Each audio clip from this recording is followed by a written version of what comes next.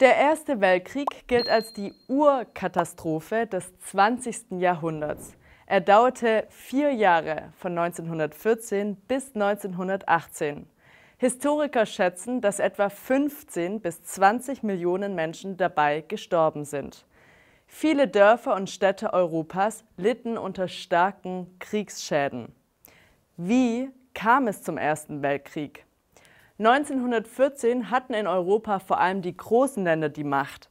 Das waren Frankreich und Großbritannien im Westen, das Deutsche Reich und Österreich-Ungarn in der Mitte und Russland im Osten.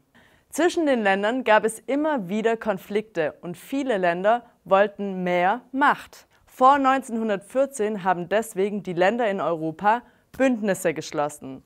Das eine Bündnis bestand aus den Mittelmächten: Deutschland, Österreich-Ungarn, das Osmanische Reich und Bulgarien. Die andere Gruppe war die sogenannte Entente, auch Alliierte genannt. Das waren Frankreich, Russland, Großbritannien und viele andere Länder. Später kamen auch noch die USA dazu. Der 28. Juni 1914 gilt als der Tag, an dem der Erste Weltkrieg ausgebrochen ist. An diesem Tag besuchten der österreichisch-ungarische Thronfolger Franz Ferdinand und seine Frau Sophie die Stadt Sarajevo im früheren Bosnien. Ein Thronfolger ist jemand, der später einmal König oder Kaiser werden soll. Franz Ferdinand sollte später einmal Kaiser von Österreich-Ungarn werden. Einige Menschen in Sarajevo waren sehr wütend auf Österreich-Ungarn, weil es ihr Land beherrschte. Sie wollten, dass ihr Land frei von Österreich-Ungarn ist. Am 28. Juni 1914 fuhren Franz Ferdinand und Sophie in einem Auto durch Sarajevo. Doch dann wurden sie plötzlich erschossen. Man spricht auch vom Attentat von Sarajevo. Der Mörder hieß Gavrilo Princip. Gavrilo Princip war Bosnier mit serbischen Wurzeln. Er wollte sein Land von Österreich-Ungarn befreien. Wie führte das Attentat von Sarajevo zum Ersten Weltkrieg? Nach dem Attentat begann die Julikrise von 1914. Österreich-Ungarn hatte den Verdacht, dass Serbien hinter dem Mord an Franz Ferdinand steckt.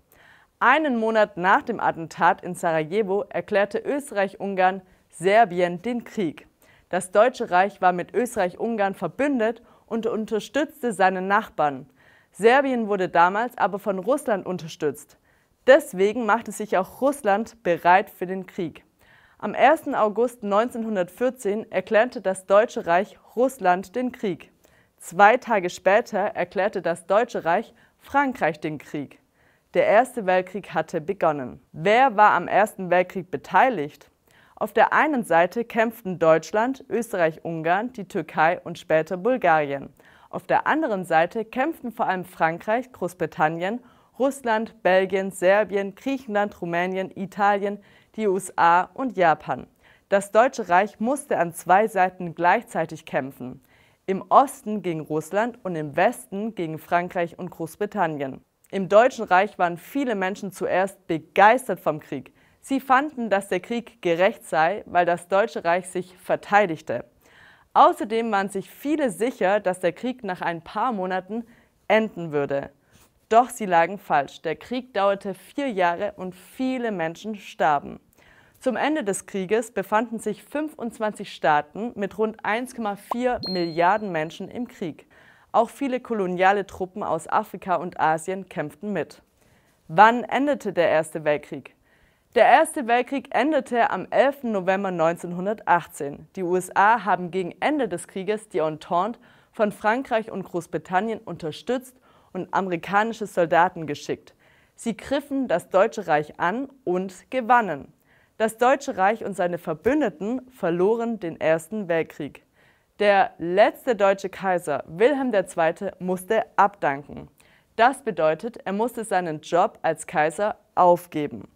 Am 9. November 1918 wurde im Deutschen Reich das Ende der Monarchie ausgerufen. Das heißt, Deutschland wurde zu einem Land ohne König oder Kaiser. Später wurde die erste deutsche Demokratie gegründet, die Weimarer Republik. Am 11. November 1918 unterzeichnete die neue deutsche Regierung einen Waffenstillstand mit Frankreich. Ein Waffenstillstand bedeutet, dass nicht mehr gekämpft wird.